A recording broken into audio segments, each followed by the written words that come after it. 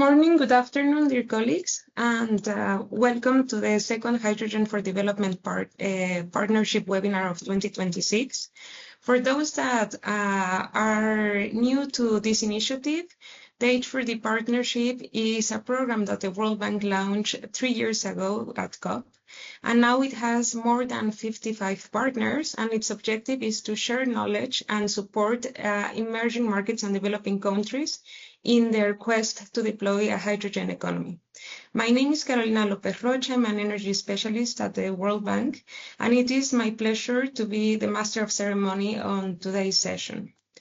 Today, we will be discussing Power-to-X solution and the role in decarbonizing maritime shipping, and we will pay particular attention to the full value chain from ports and infrastructure to end off-takers. We know that the hydrogen industry is passing through some challenging moments, but we believe that the maritime sector could be one of the industries that can really benefit from hydrogen derivatives and to decarbonize the industry so that it can emerge as a real off-taker for the hydrogen and its derivative products. In this session, we will share the insights of 2 complementary reports. One from H2 Global Foundation. The report is from Ports to Off-takers, Scaling Last Mile Hydrogen Infrastructure. And for that, we would have Julian Ruel and Hannah Graul, Senior Research Associates, presenting the key findings. And we will also have the perspective from developing countries, and we have the representatives from GIZ that will be presenting Power Clean Shipping Kenya in the Power-to-X economy. And we will have Mr. Kevin Mwani, Senior Energy Advisor from GIZ Kenya, and Joshua Odor, Technical Advisor from GIZ, also in Kenya. And together, these perspectives are really fantastic because they are analyses that also provide lessons learned and a pathway to follow to keep on advancing the hydrogen economy. Before we begin, we would like to encourage the participants to leave your questions and comments in the chat, and we will address them during the Q&A section after the presentation of the reports. And to set the stage, I am pleased to invite Dominic Englert. He's a senior economist in the transport global practice at the World Bank. And Dominic will provide an overview of the World Bank's work on the Maritime Initiative and how these efforts support clean shipping pathways in emerging markets. Dominic, a pleasure to have you here, and over to you. Thank you. Excellent. Thank you so much, Carolina. Thanks a lot to the entire team of ESMAP and H4D. It's one of my favorite teams to work with because you get stuff done, and I like this very much. Ladies and gentlemen, dear colleagues, I would like to introduce you a little bit to my personal view regarding clean shipping and the hydrogen economy.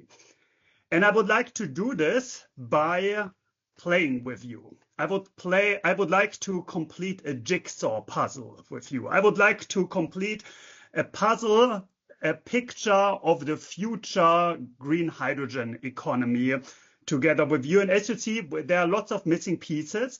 And what I would like you to understand today is that some of these pieces can be brought to the table, can be put into the puzzle by the shipping and port sector. And once we finish within the next 10 to 15 minutes, I hope that you will be able to take the following 3 key takeaways with you. First, that I really see that green hydrogen-based fuels can create a lot of business opportunities in developing countries.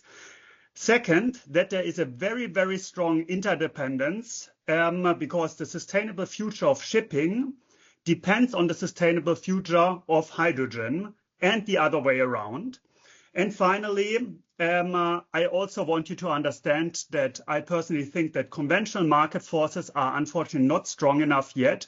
It needs regulatory, it needs financial, and it also needs infrastructure support to get the hydrogen economy off the ground. Let's get started. You all know this. I make this super short. The International Maritime Organization has a greenhouse gas strategy in place, wants to get down to net zero emissions by 2050. How do we do this? We do this with zero carbon fuels. Part of them will be green hydrogen-based fuels. But we also need to do this with something else. We need to do this with energy efficiency. And sorry, I'm going to do a little bit of ambush marketing here. Just a couple of months ago, my team, the Maritime at the World Bank, published an exciting report about the keys to energy efficient shipping. Look it up online and get inspired, because this is something that is not only going to help the fossil-based fuels in the sector at the moment, but also the hydrogen-based fuels in the future. Because the more energy efficiency we do, the less fuels we're going to need moving forward. But it also doesn't come as a surprise. You all know it. These negotiations at the international level have currently been paused and are being only continued over the course of this year. We don't know the full outcome yet.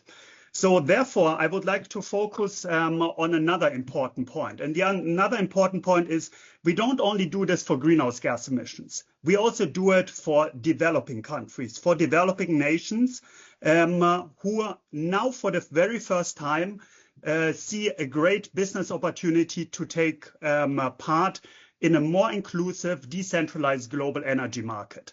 To the left, you see conventional shipping, very much based on oil-derived fuels, a little bit also on gas, but that is insignificant.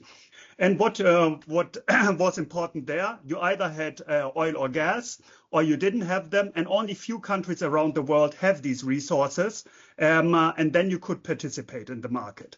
With zero carbon shipping, it is different. What you need is renewable energy potential, solar, wind, geothermal, tidal, you name it, and so on.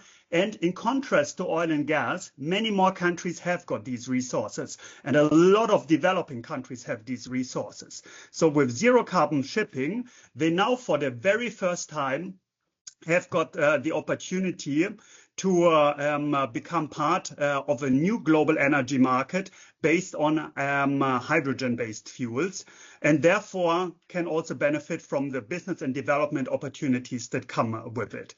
What opportunities are there? I've already mentioned it. Business, kind of really good for the economy, job creation. Obviously also energy independence. You don't need to import fossil fuels from abroad anymore. It's going to allow you to modernize your infrastructure, and so on and so on. When we think about shipping and the green hydrogen economy, we always think of ports in a triple role. First, the first role is pretty obvious. It means the mandate or the imperative for ports to supply new green marine fuels to the shipping sector. But the second role is equally important, because around the ports, you very often have got whole industrial ecosystems. This can be the chemical sector, this can be the fertilizer sector, this can be heavy industry, this means iron and steel, but this can also be aviation. And as you all know, these are all sectors that also need green hydrogen, either as a fuel or as a feedstock, in order to bring down their carbon footprint. And last but not least, you obviously need the ports as well, and ultimately the ships, in order to export the energy from what we call the low-cost production centers to the high-price demand centers. And what do I mean about these centers? Look at this global map here from IRENA. We have around the world, we've got Latin America, North Africa, we've got Southern Africa, we've got the Gulf region, and we have got Oceania, which are the regions that are deemed to be able to produce green hydrogen at the lowest cost. However, the largest demand is expected to come from Europe, but also from East Asia. And if you want to connect these low-cost production centers in blue with these high-price demand centers in yellow, Yes, you can think about a pipeline from maybe from Morocco, North Africa to Europe, but you will definitely not build one from Brazil or Colombia to Europe. Technically, may be feasible at some point of time, but prohibitively expensive.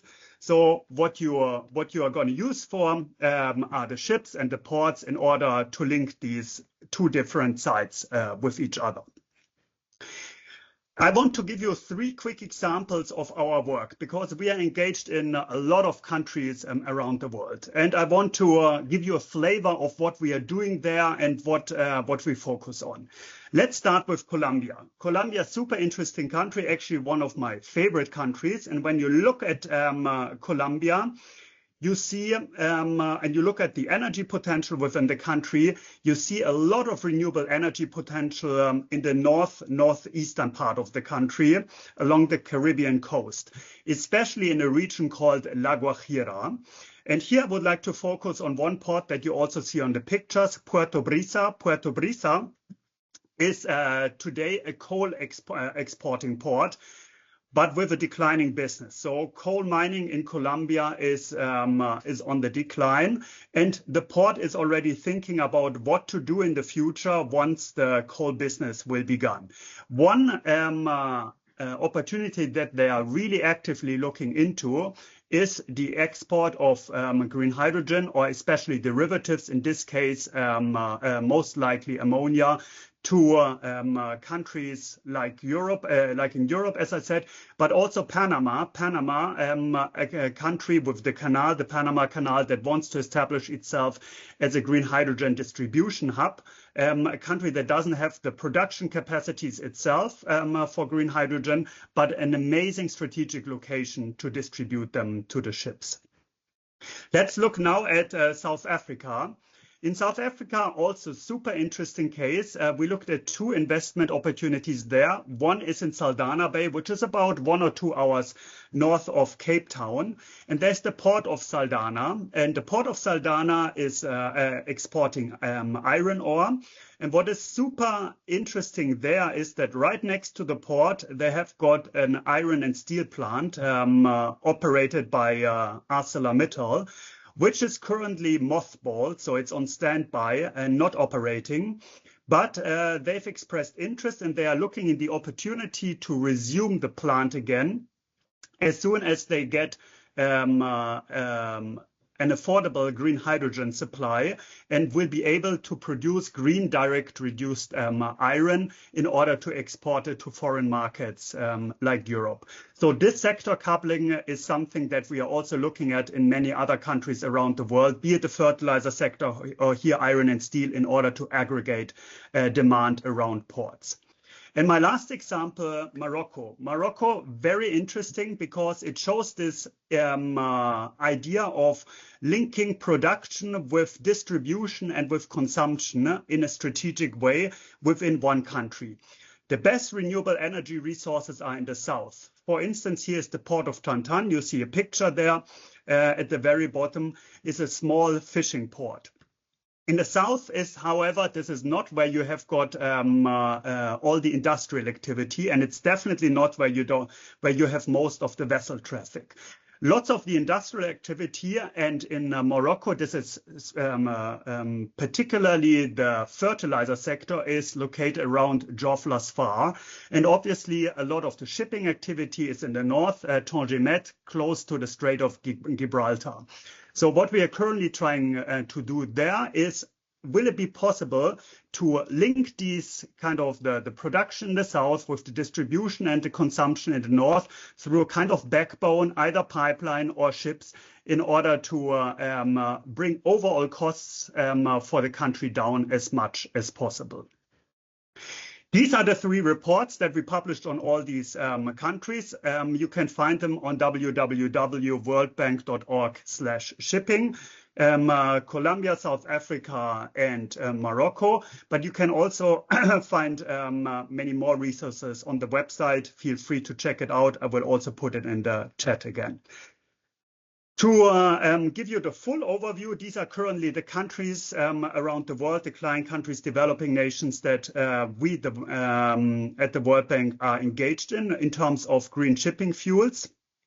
And with some others, we are in initial country dialogues and want to pursue this further in order to provide one of the building blocks from the shipping sector to build up the green hydrogen economy globally.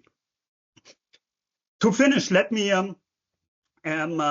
talk about the remaining challenges as well. And what you see here is the history of shipping. The history of shipping from rowing to zero carbon shipping, from rowing about 10,000 years before Christ to zero carbon shipping nowadays or in the near future. And what is important to understand here, that it has always been strong market forces that have made shipping's propulsion evolve over time. For instance, from rowing to wind propulsion, why did the sector do it? It was cheaper and it was more efficient.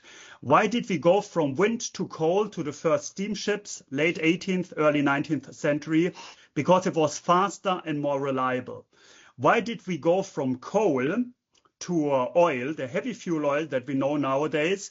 Because it allowed ships to go farther. Oil has a much higher energy density than coal, so you need to store, you can store more energy in the same volume that you had before with coal.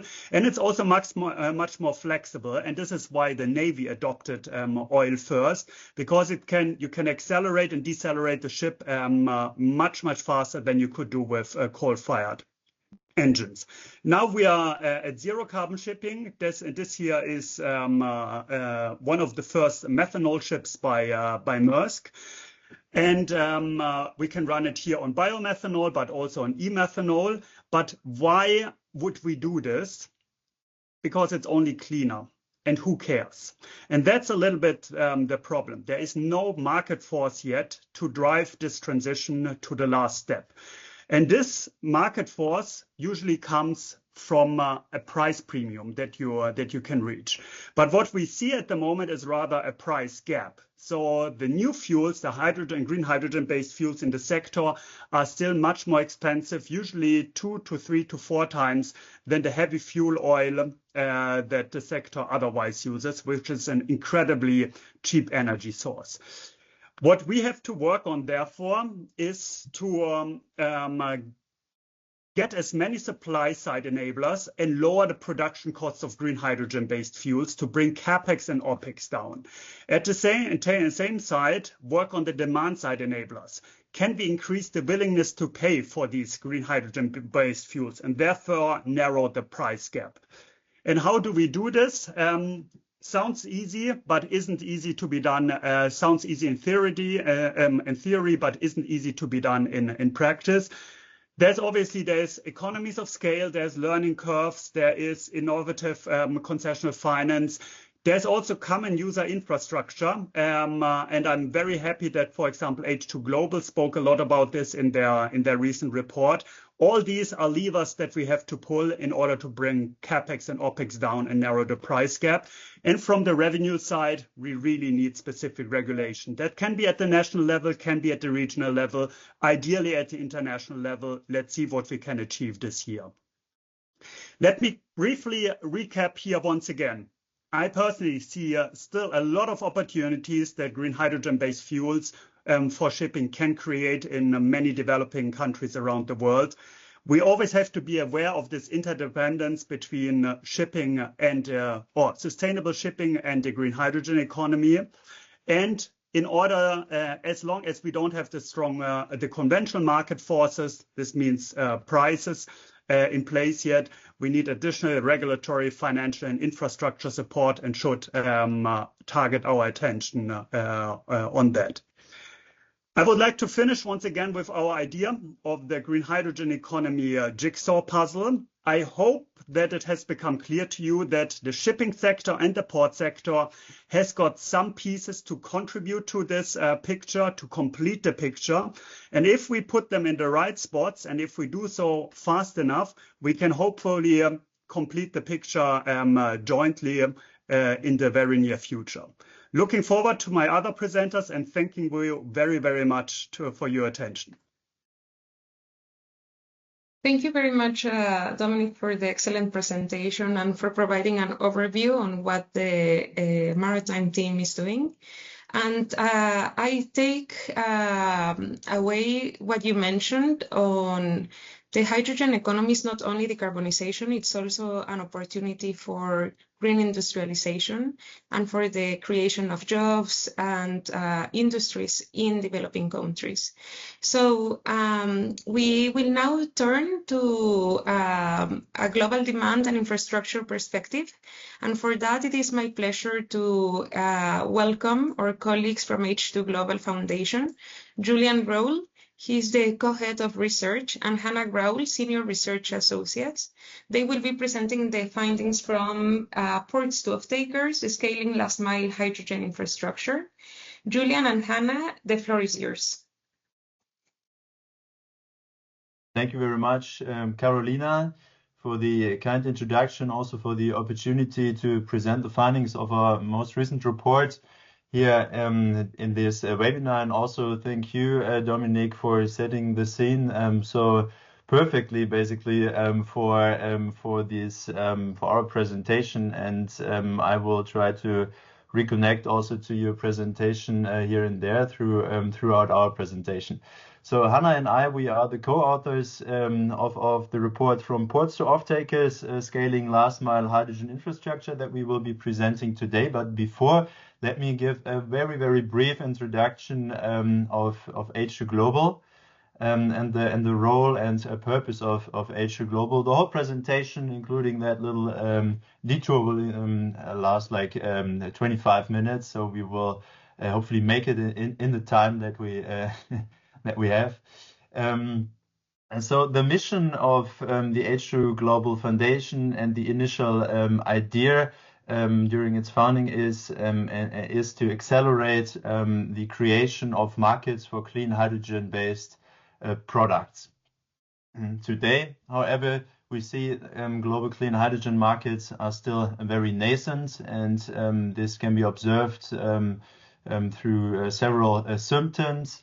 Already mentioned the high price gap, or put it here, high market spread. So we have a relatively low willingness to pay for green products, while we have still high green premium on the production side. We have low liquidity in the market.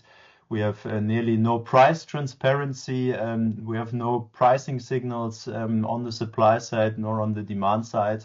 We have legal insecurity, insecurity around existing regulation and certification schemes, and high market entry barriers through high investment costs and complex project design. Just to name a few points, and it is our mission to address this basically through a simulation of a more mature market, to put it in very easy terms, and through that to shift the point of market creation further forward.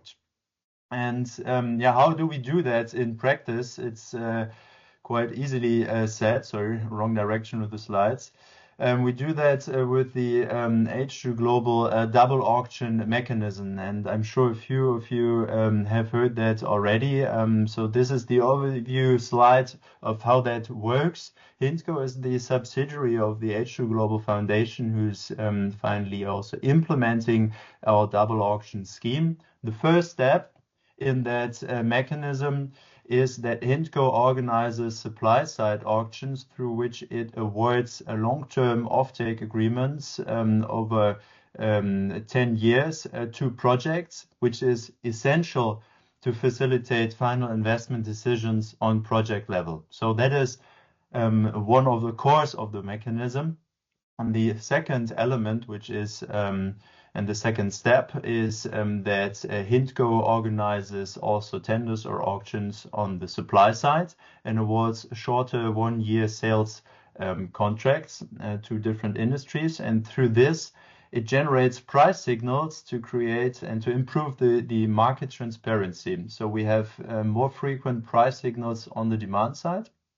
And the third component is that the cost of difference between the supply side and the demand side is being compensated by concessional funds.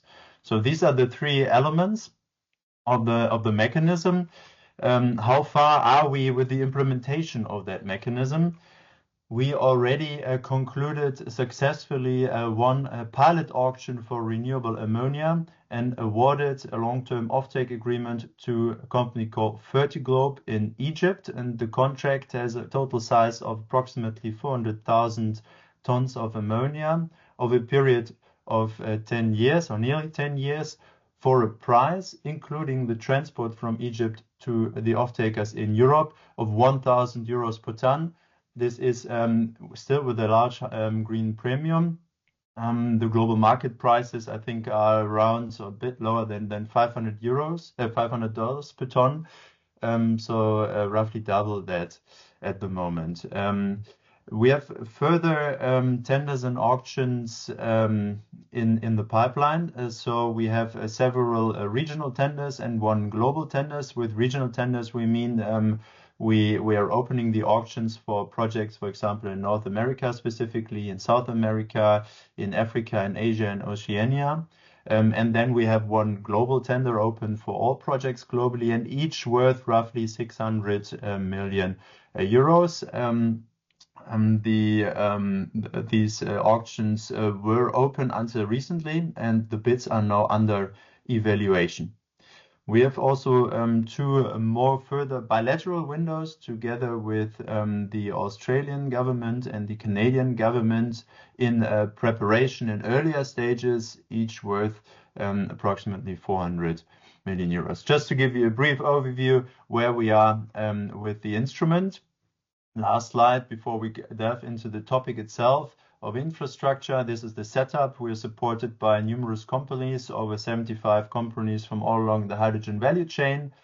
And HINTCO is organized as a subsidiary of the H4 Global Foundation, actually implementing the instrument. And we are from the research team from the H4 Global Foundation, and we will now delve into the findings of the report from ports to offtakers, scaling last mile hydrogen infrastructure, which specifically looks at the import infrastructure challenge.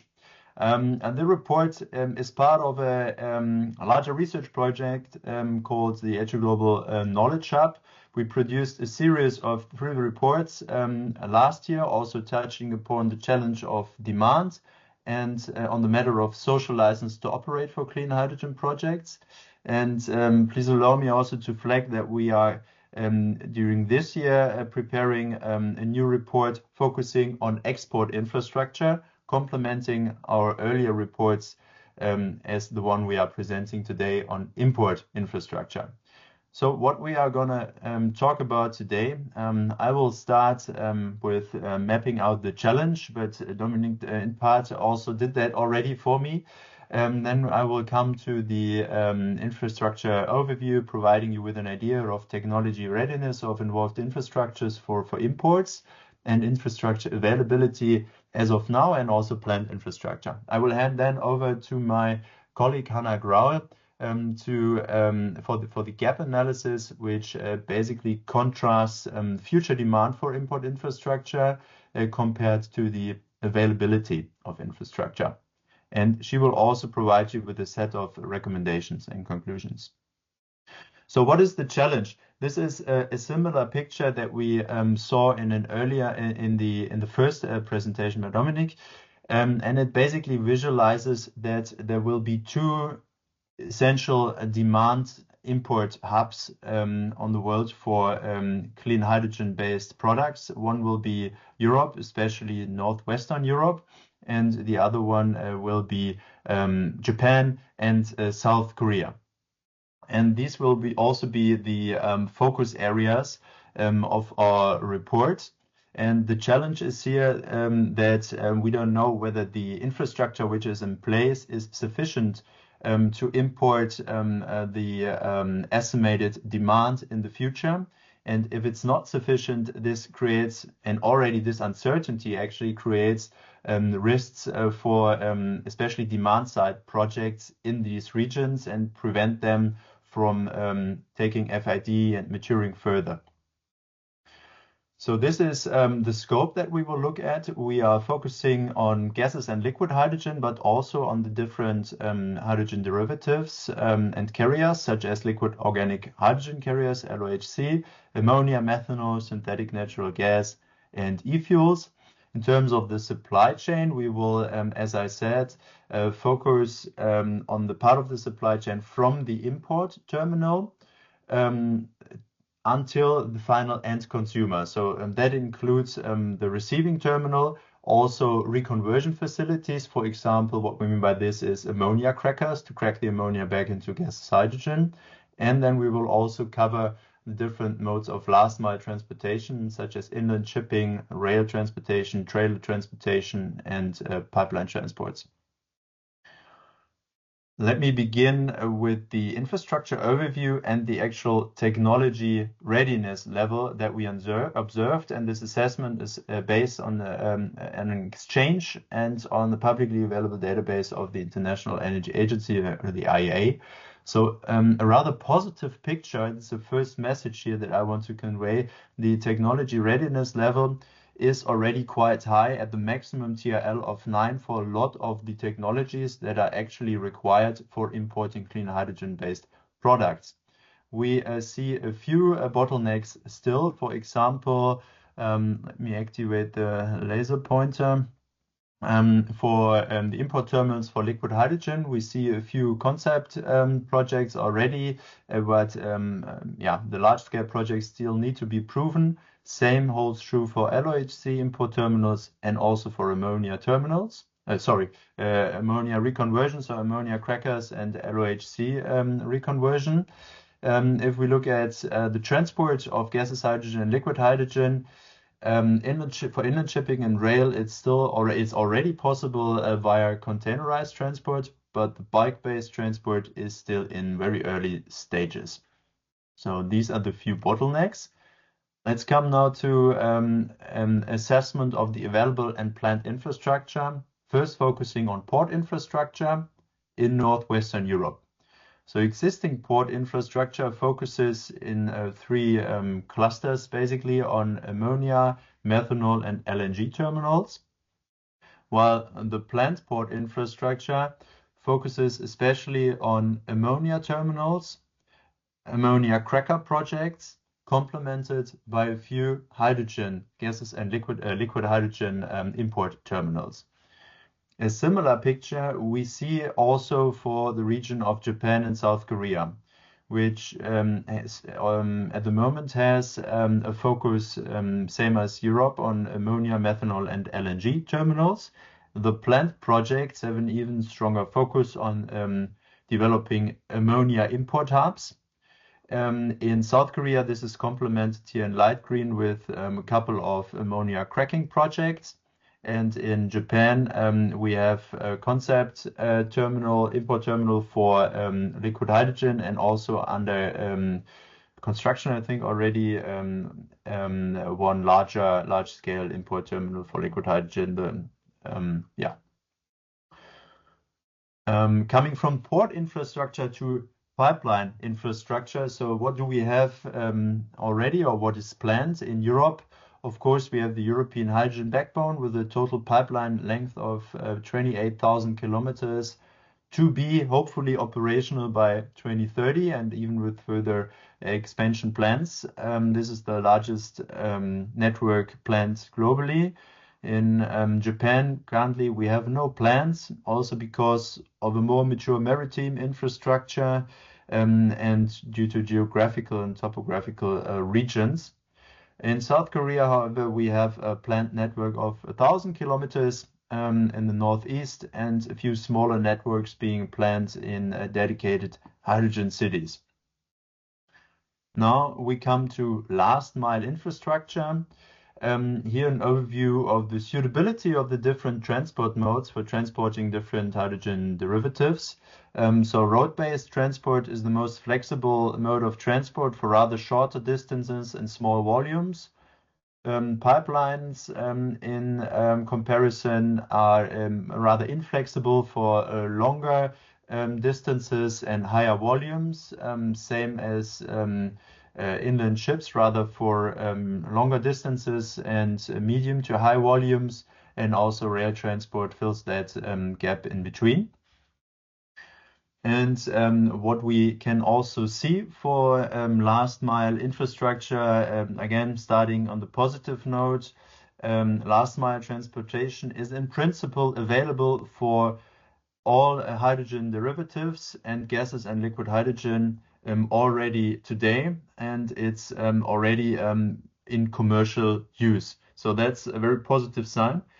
However, there is still a lack of more centralized planning looking towards the future.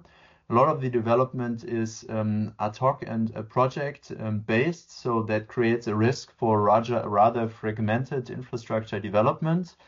And we also see that the planning time horizon for developing further infrastructure is quite short. So when we experience a rapid scale up of imports, potentially there will be some bottlenecks, but this is uncertain. Last slide from my side before I hand over to my colleague. General conclusions from the evaluation of the current and planned infrastructure availability in Europe, Japan, and South Korea. Overall, we see a quite similar picture across all regions. That is the first conclusion. The second one is we have the largest gap for gases and liquid hydrogen across for import terminals, but also for rail and pipeline transportation. The only thing that is readily available for liquid and gaseous hydrogen is road-based transport. The second large gap is on the reconversion side back to gaseous hydrogen, where we have an infrastructure gap across all the derivatives. And to end also on a positive note, port and transport infrastructure is readily in place for all hydrogen derivatives in carriers. So as you see, a lot of green over here. With that, I'll hand over to my colleague Hannah Graul, who will contrast that availability now to the future demand for infrastructure. Thank you so much, Julian, and welcome everyone. Let me go now into the details of our gap analysis. So what we did was compare the availability on the one hand side with the demand. If you can go to the next slide, Julian.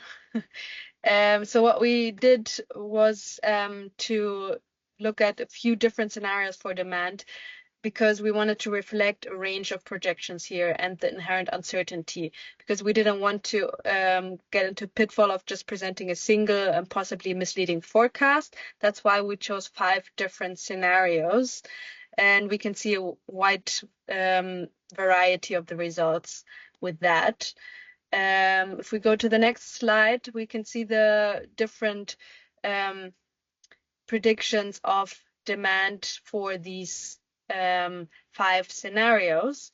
So if we compare what they say, how large the demand is in 2035, we can see very different results. Julian, next slide, please. We can see very different projections. So we can see very high demand predictions in one scenario, and we can see one consistent finding to all of these demand scenarios. That is, ammonia will play a large role and accounts for the largest share, though the total volumes differ considerably. And if we look at hydrogen as an end use that's imported via ship, so not via pipeline, we can see here that the demand projections differ significantly, with some scenarios predicting no demand, while others predict quite significant demand. So if we go to the next slide, we can see the results for the first part of infrastructure. So I'm starting now with Northwestern Europe. I'm going into a few of the results. However, as Julian showed the table, there's quite a lot of gaps to look at or to analyze. So the report that's published on our website has a lot more analysis. So starting with ammonia terminals here, you can see on the top in green the operational capacity of ammonia terminals, and then in gray the already planned projects for ammonia terminals at different stages of development. And if we contrast that now to the 5 demand scenarios, we can analyze if there is a gap. And we can see that if we only look at the operational capacity, we can see that this is definitely not enough. So we definitely need to expand capacities. And if we look at all the sum of operational and planned projects, we can see that this would cover the demand in at least 4 out of 5 of these demand scenarios. If we come now to the next gap analysis, looking at cracking, we can see a very different picture. So we can see that there's no operational capacity. There's one very small pilot project, but other than that, we see some projects already announced, but at quite low stages of concept and feasibility. However, we can see if we look at the different demand scenarios, there's a very high variation in what the scenarios predict, with some scenarios predicting no to very limited demand for ammonia cracking, while other scenarios predict a quite significant demand for ammonia cracking. So the outcome here, the gap analysis, is quite uncertain how large this gap will actually be in 2035. When looking at methanol, we can see a very different picture actually, which is more optimistic. We can see that we already have quite a large capacity that's operational in Northwestern Europe, and some plans for expansion as well. Comparing these to the demand scenarios, we can see that the existing capacity covers, most likely covers the demand to a high degree. So the investment gap here is quite low. When we turn over to Japan now, we can see slightly different results, but we can also see there is already operational capacity here, some planned for expansion, which is in the same range of some of the demand projections. But if we look at some of the more optimistic demand projections, we can see that some more expansion is definitely needed. For ammonia cracking, we can actually see a very different picture than for Northwestern Europe, as Japan has no project announcements yet, even though some of the demand scenarios actually predict some demand here, even though this is much lower than in Europe. Then for methanol, we can see a similar picture as for Europe. So we can see significant existing capacity, which is in a similar range of some of the predicted demand scenarios for methanol. So much lower gap than for the others. Now looking very interestingly at hydrogen terminals, as Japan is actually focusing on this a lot, we can see that there is a very small operational capacity in green, and then definitely more capacity announced, with one project under construction already.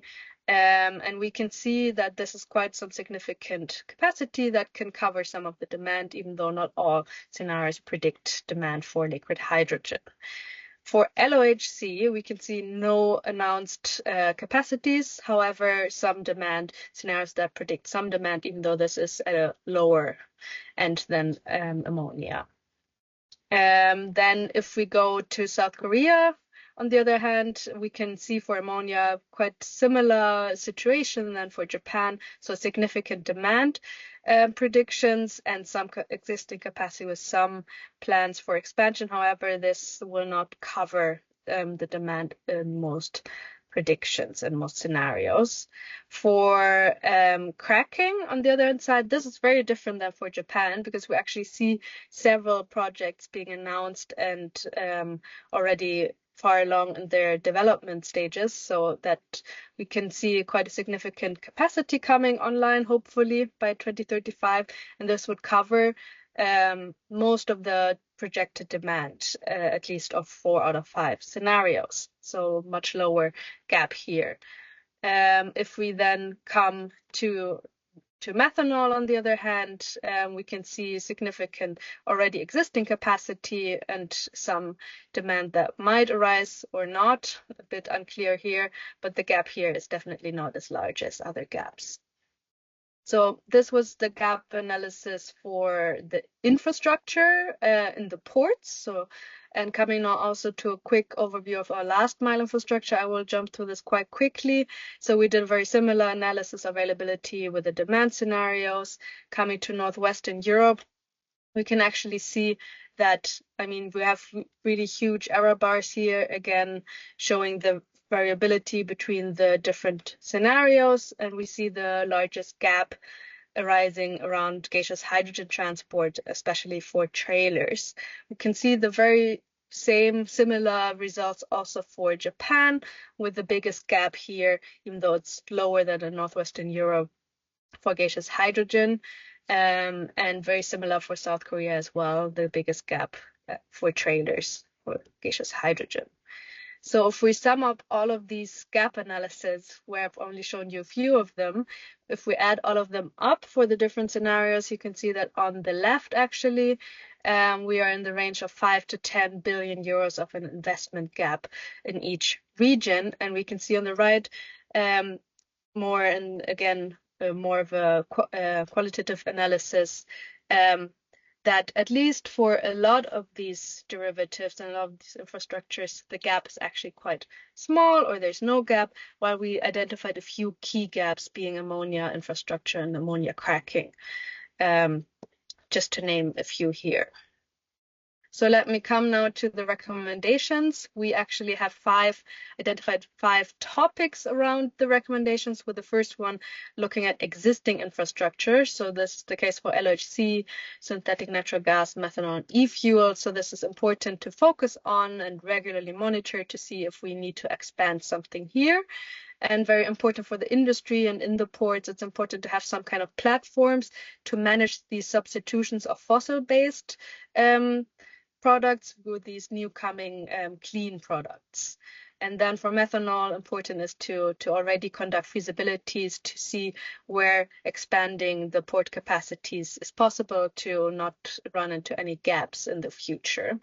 When looking at ammonia infrastructure, it's really important for policymakers to support ammonia cracking. We can see this, we say this because cracking has a lower technology readiness level, and we can see there is quite a large gap. So we need more support here to support this technology, as first movers have a disadvantage at the moment.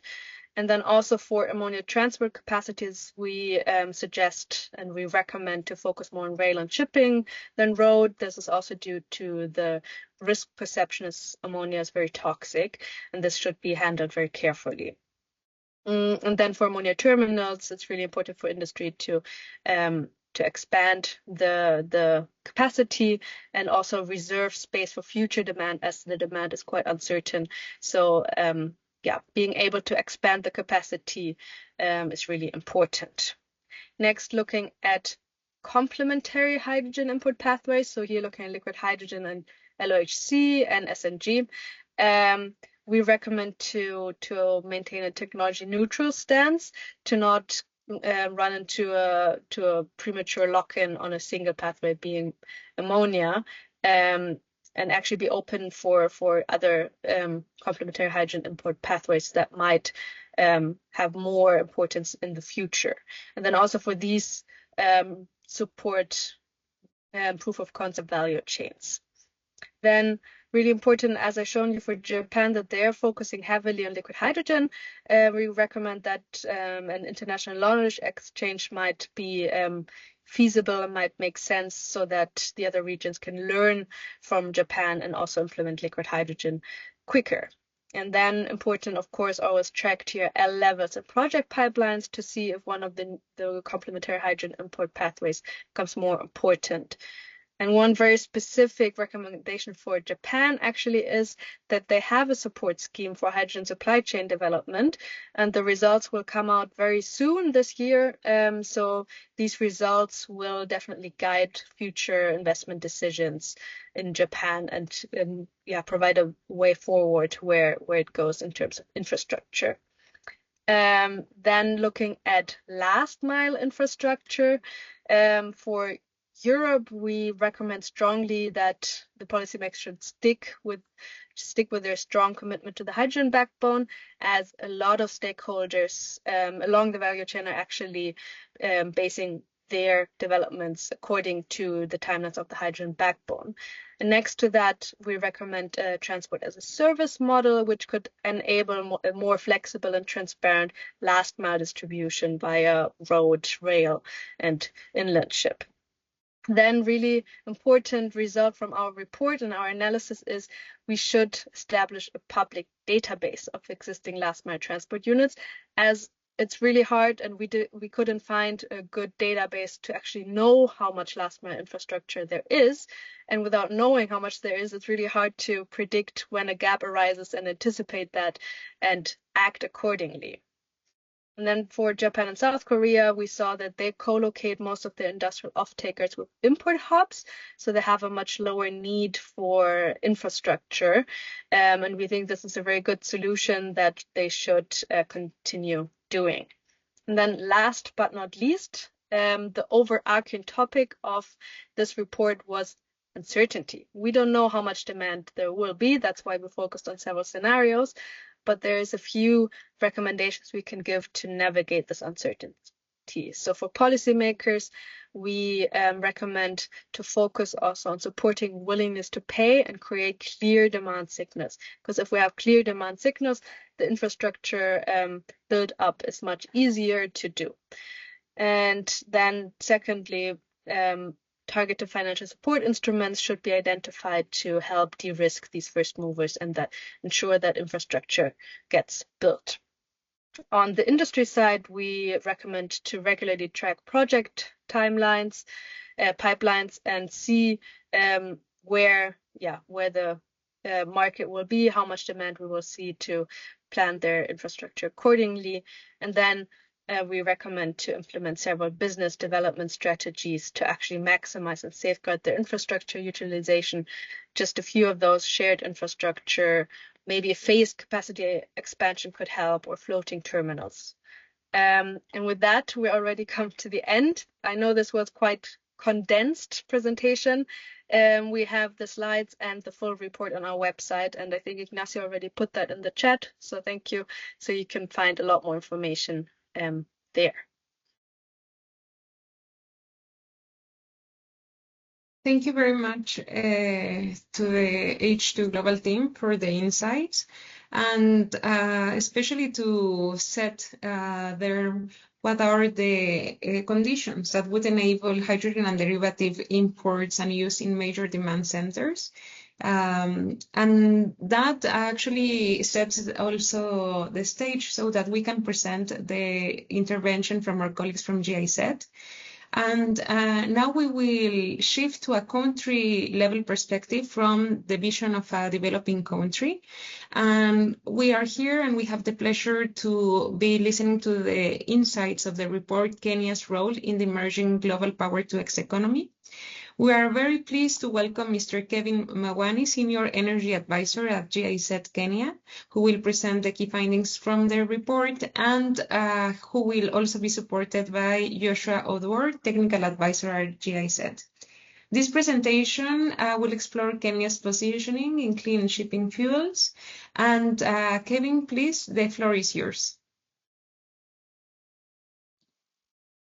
Thank you very much, Carolina, and we would like to quickly start as the introduction has already been made, and we will look at the opportunities that Kenya have with regards to green hydrogen and specifically on the topic of green shipping.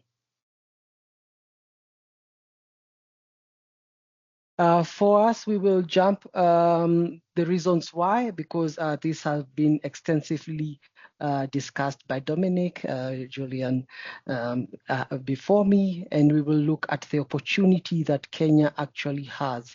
And so Kenya, one, has abundant solar, wind, and geothermal resources, and combined with its shipping opportunities, this then could offer an opportunity for us to explore this, the development of an e-fuels ecosystem with regards to shipping and other sectors such as aviation. And this opportunity is what Kenya then looks at. What are some other things that Kenya would want to has as incentives is that then we have the targets for our social economic growth, with the targets to be a medium income industrializing country by 2030. We will also want to be energy secure and also able to export, also offer maritime and climate leadership, and position ourselves on strategic trading. And due to our exposure, connectivity, and also our innovative our innovation opportunities and platforms, then leverage on innovation and technology. And this is what we will want to make a reality for Kenya. Our study focused on two streams, the supply side, looking how we can produce these fuels, leveraging on our renewable energy resources, and also the demand side, focusing on a green shipping corridor, which we'll also talk about in the later slides, looking at not only the fuels, but which products that Kenya can export to the international markets that will leverage on green shipping, and therefore having green products being exported out. What is our economic analysis? What is our shipping sector outlook? Kenya imports 90% or 90% of Kenya's imports or exports are via the sea. We would like also to mention that we are also a gateway to several landlocked Eastern African countries, including Uganda, Rwanda, Burundi, and Eastern Democratic Republic of Congo, but also up north, we have Southern Sudan and Ethiopia. 727 ships called to the Kenyan ports in 2023, and we also had 1,621 calls in the same year. So for us, the maritime sector is really important, and most of our shipping market, or most of our shipping traffic has been containerized ship that made up to 671 calls. We have 9 major ports in Kenya, and the largest ones are in Kisumu, Mombasa, and Lamu. And Kisumu, due to the fact that then it opens up to the landlocked countries that share the lake with us, Lake Victoria with us, but also Mombasa being the largest shipping port in the coastal region, and the newly developed Lamu port. These also have a capacity, the 2 ports of Lamu and Mombasa have a capacity of more than 1 million TEUs. Our key takeaways, as I mentioned, is that 90% of our trade moves through the sea, and therefore Kenya is an important regional trade hub, as it also serves our landlocked neighbors. Trade disruptions can affect already close to 15% of Kenya's foreign trade by volume. Kenya can leverage on its export of cut flowers, coffee, and tea to European markets, where there is a strong demand for sustainable logistics. So looking at opportunities to have green products supplied to these markets. Although our regulatory environment is evolving, we already are developing a national action plan in the maritime sector.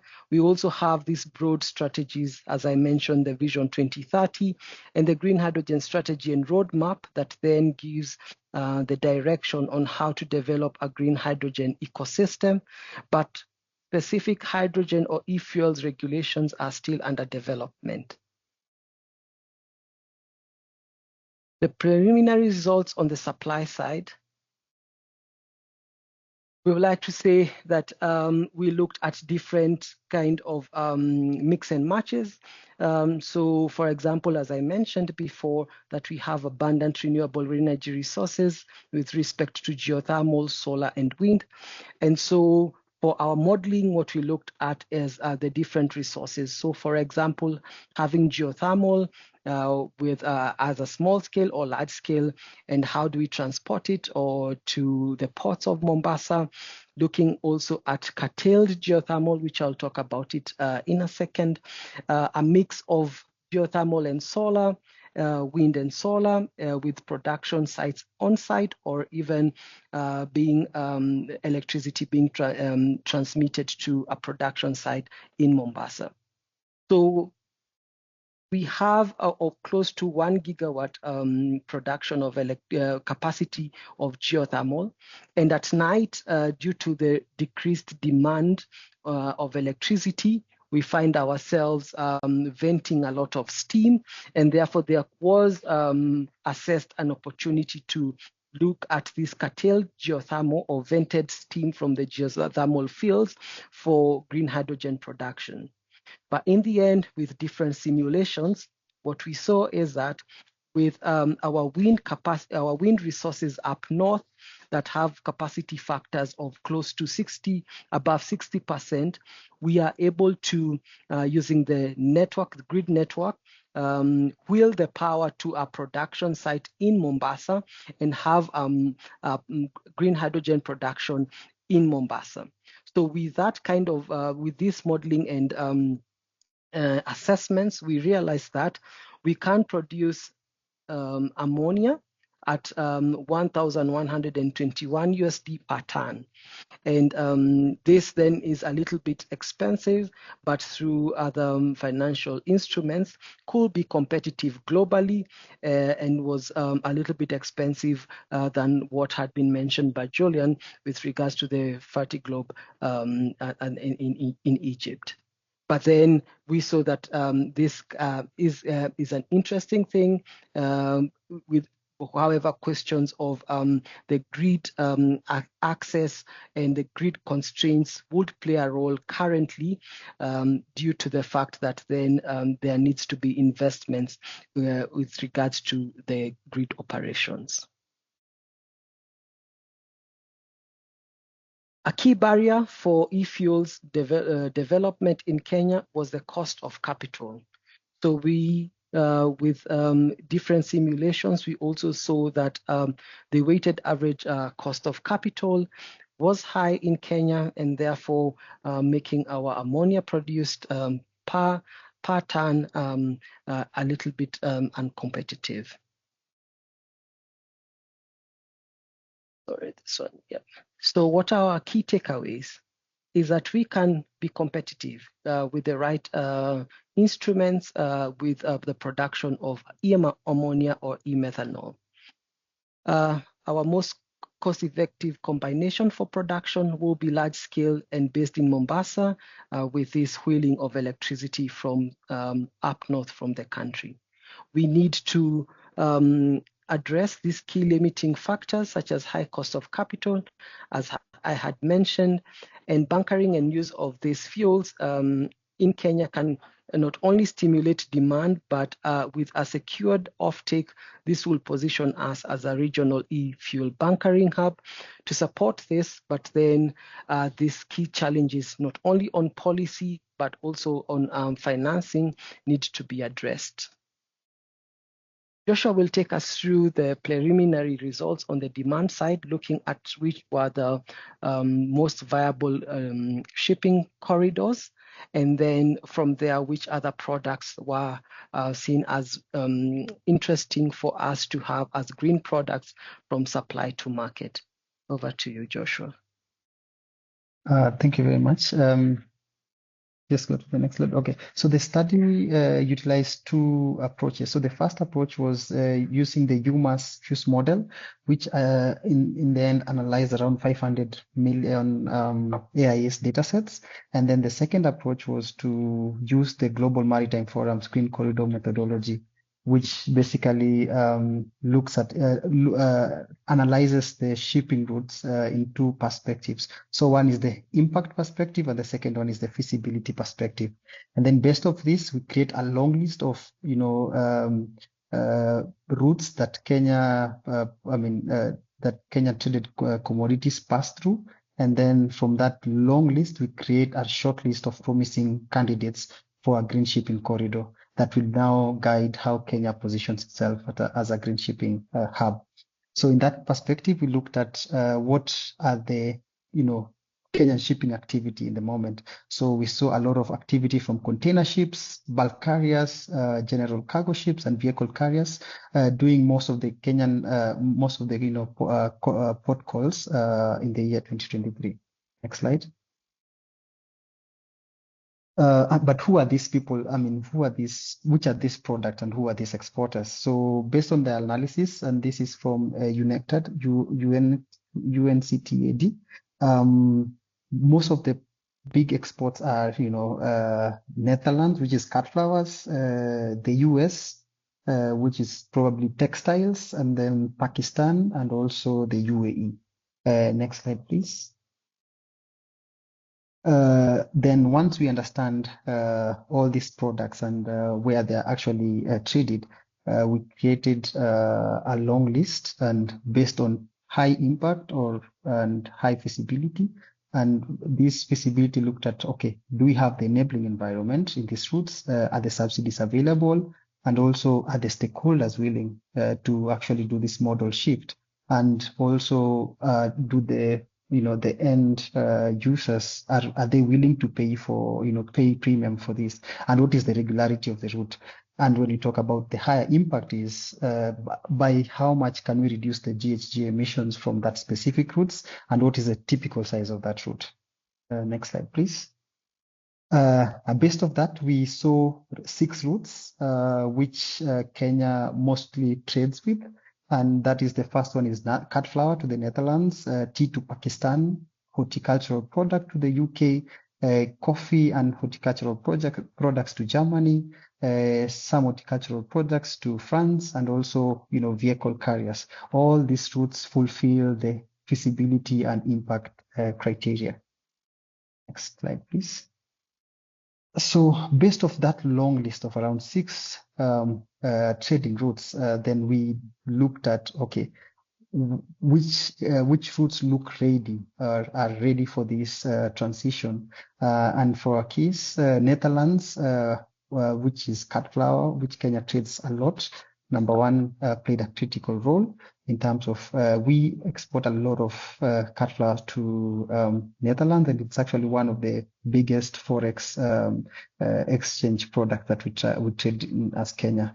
And the reason is basically, number one, the port of Rotterdam is actually ready already. I mean, there's a growing readiness for this port, and also, the willingness of this market to actually pay premium for these products. But the biggest challenge, again, is the issue of transshipment, because most of these commodities have to pass by Middle East before going to Europe.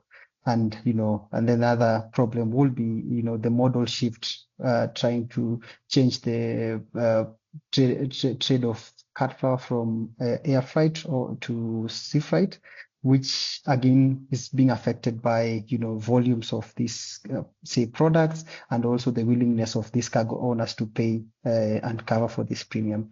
The second route is Germany coffee, and again, almost the same reasons. Number one is the willingness of European cargo owners, and also the increased access for appetite for this route. And then the challenge again is transshipment. So throughout our analysis and the results, transshipment became a really critical aspect that would accelerate or make the the transition to green shipping a little bit slower. And therefore, Kenya has to look at how do we actually aggregate these volumes from even neighboring countries. Next slide, please. So the key takeaways is, there's a lot of opportunities for, green shipping within the region, the region. So in order to reduce our emissions from the shipping maritime sector, and Kenya has a very supportive, I would say, ministry and regulatory bodies that are actually interested in these topics.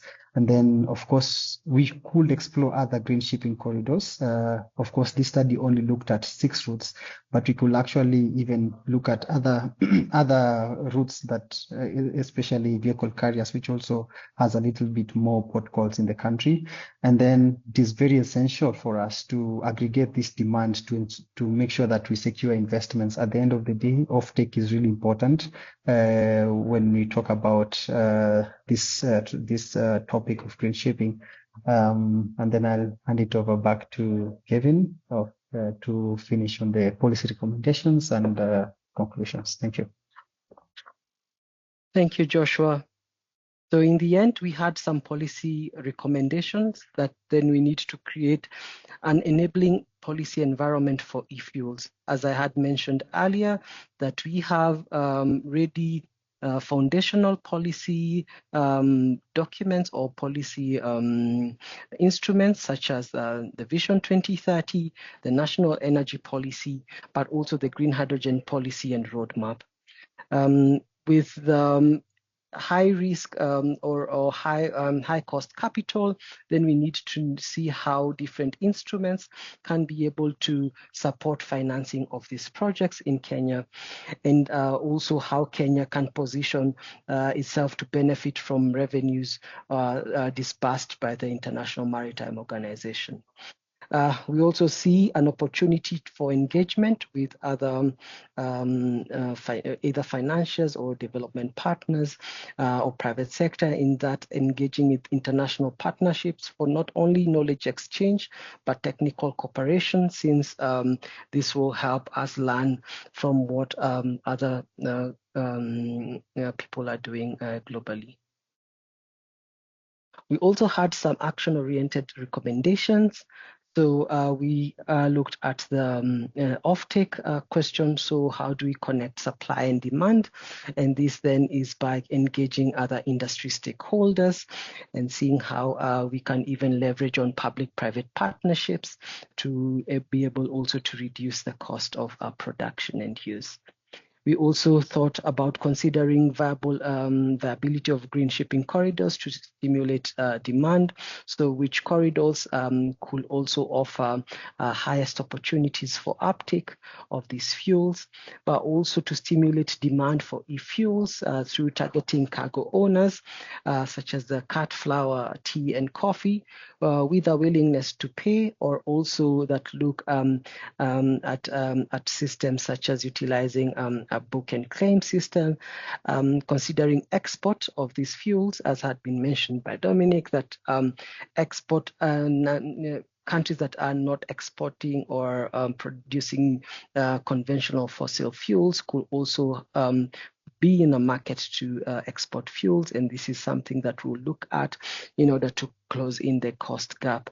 And also finally, initiating e-fuels pilot projects in Kenya at Kenyan ports before 2030, for example, at a Lamu port, which is new, so that then we will be able not only to have fast learnings with regards to these projects, but also to be a fast mover and a lighthouse projects. So in the end, what are we saying for conclusion? That e-fuel production, we thought we saw focusing on e-ammonia or e-methanol, and this is also to help us not lock in ourselves with one technology, and also look at a focus for export. We leverage then on appetite of cargo owners for this model sheet of cut flowers, specifically from air to sea, and this has been the conversation specifically in Kenya, that we will turn or reduce the amount of flowers that are transported by air, and see those who are able to pay a premium for e-fuels production.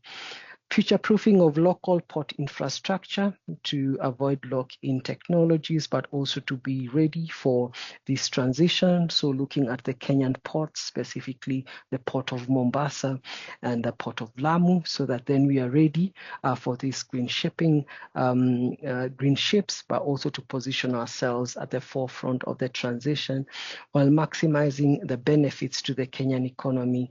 And this had also been mentioned earlier by colleagues looking at securing green jobs, but also establishing resilient supply chains. So it's really an exciting opportunity for Kenya, not only for shipping, but also for other sectors that have been highlighted that could be low-hanging fruits.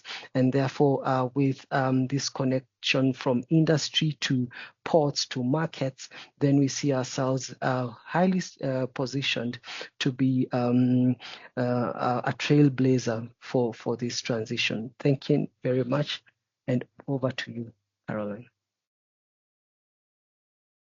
Thank you very much for this excellent presentation.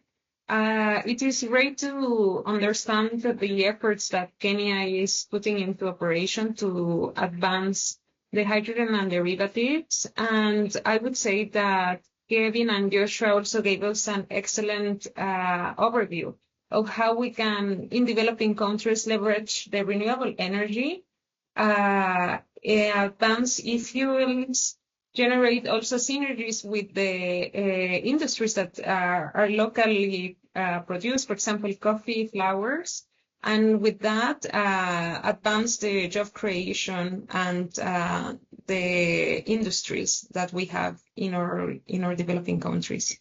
So we will now open the floor for discussions and questions, and this is an opportunity for the participants to engage directly with our speakers. So if you have some questions, we would like you to raise your hand so you can ask it directly to the amazing speakers we have today. And I see there are others in the chat, and I apologize if there are some background noises on my side. It seems there are no hands up, but we have some questions in the chat. Here, a question from Brian Villa. He is our colleague from Colombia Hydrogen Association. I see that in Kenya's LCOA, electrolyzer cost is more contributing than in LATAM, where 70% of the cost relies on the levelized cost of electricity. What might be the reasons behind this difference of cost structure? And then there's a comment from Carlos Martinez Smith. It's nice to see how Kenya and Colombia are similar exporting coffee and flowers, different main markets though.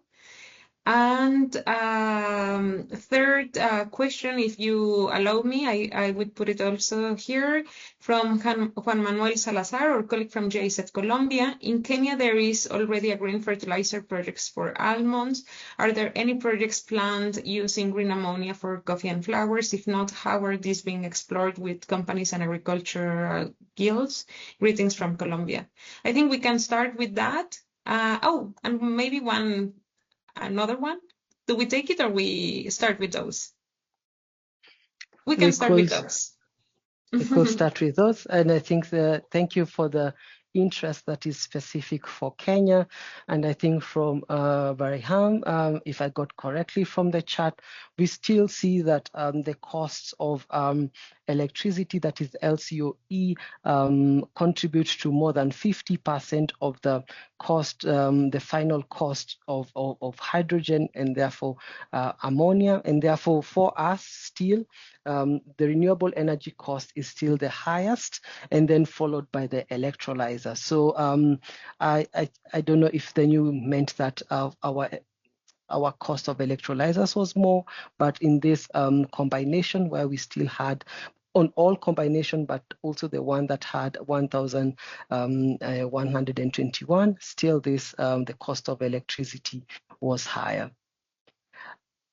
The next one was, yes, there's already a green fertilizer project. So what we have seen in Kenya is that now we have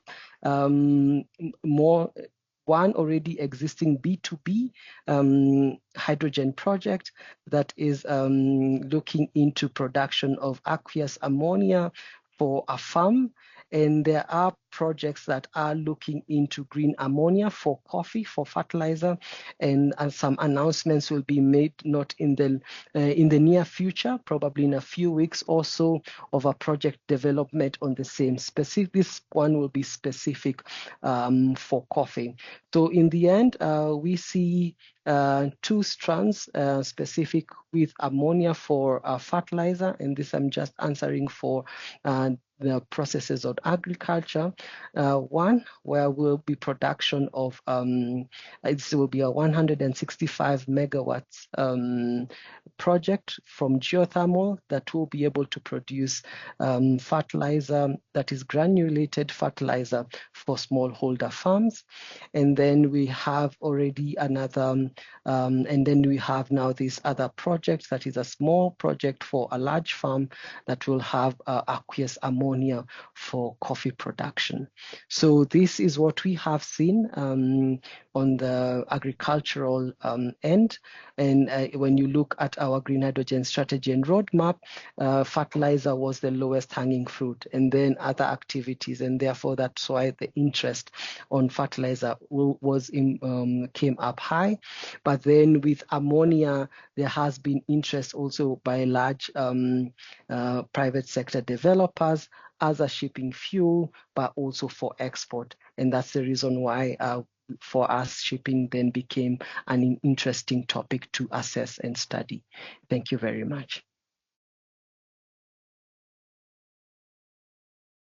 Thank you for the responses. I am reading here in the chat, and there is another question. Actually from Julian. If you want to do it, please go ahead. Yeah, thank you. Yeah, I can also do it this way. I just wanted to ask, you mentioned that the ammonia production is already cost competitive also for shipping. Did you also look into the willingness to pay for clean shipping fuels already? Or do you have an idea? I know there's still a very nascent market, but would be interesting to know if you have something on that. Yeah, so on that, we will say then, as you mentioned, Julian, the market is still young. Also, the ships that are called ammonia ships that are calling in Kenya, we only had one, I think, that recently called, and therefore our infrastructure, specifically at the port, is not ready for this kind of transition. And this for us then is the next step with regards to our support to our Kenyan partners. How do we make our port infrastructure ready so that then these conversations can already start? So this for us is a stepwise kind of support process with different partners. And therefore Kenya Ports Authority is coming highly in mind for that kind of support. Thank you. Thank you. Thank you very much. I don't see any further questions in the chat, and there are no hands raised. Oh no, there is one question and one hand raised. I see Mr. Maget. If you could open your chat, introduce yourself, and then pose the question. Thank you. Yes, can you hear me? I'm Magid Mahmoud, the Technical Director of the Regional Center for Renewable Energy and Energy Efficiency based in Egypt and serving North Africa and some Sub-Saharan Africa. It's great to hear from you today on how the shipping sector could benefit from this important transition. My question is for the colleagues at Dole Bank and also for Kenya. Are there any initiatives for green ports that, in fact, I would say, put all the actors together in Africa or maybe in East Africa or North Africa? Do we have such initiative? And if not, for us as RIKRI, as we have several North African and Sub-Saharan African countries, it would be our pleasure to support such initiative. Of course, if you have already would like to be part of which, or if you don't have, it would be our pleasure to work closely with you in this regard, because I think greening the ports would be a good initiative for the entire African continent that we could build on, especially with what we have seen today from Kenya and what we are aware of in Suez Canal in Egypt, the Fertiglobe. You have referred to that today also, the project that was awarded on green hydrogen and so on. So thank you very much. This was my just remarks here. Thank you very much.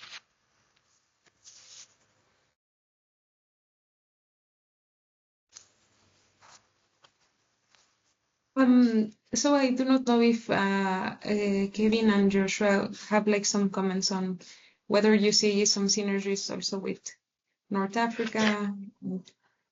How do you envision? Right now we are sitting on a topic of green hydrogen, so in a workshop with partners from the Kenyan ministries, and one of the things that we have really emphasized is the opportunity for regional cooperation. So looking at how we can leverage on each other's strengths, specifically not only in the Eastern Africa region, but also our neighboring countries up north and south in developing of these green ports. And so, for example, we've seen the Kenyan port authorities developing a green port policy for themselves. And so there are several action points that they are looking at in the greening of their ports. And also these international exchanges on learnings could help in countries such as Kenya or even Egypt, as you had mentioned, in just developing further and just building on our learnings. And Thank you very much. We have one final question. This is for Julian and Hannah. There is this question. We saw that TLR for ammonia reconversion is determined around 7. What was the methodology to determine it? Does H2 Global have already a map of the technologies tested? Yes, thank you for the question. So we referred to a public database from the International Energy Agency. I just posted it in chat. It's called Clean Energy Technology Guide, and they frequently update the technology readiness levels of different or important clean energy technologies. So this is our key reference. We also reached out to the one handling that at the IEA and got in direct exchange also on updating a few of these TRL levels, and also reached out to industry actors themselves developing ammonia crackers in that case to validate also these TRL levels. And TRL 7 basically means that there's a large-scale prototype under development, but not commercialized yet. So we're still waiting for large-scale commercial deployment of that technology.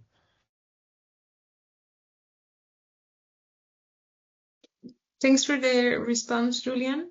Considering we are, it's already like 10:30 in DC, and we have exhausted the 90 minutes with these great presentations and amazing speakers we had today.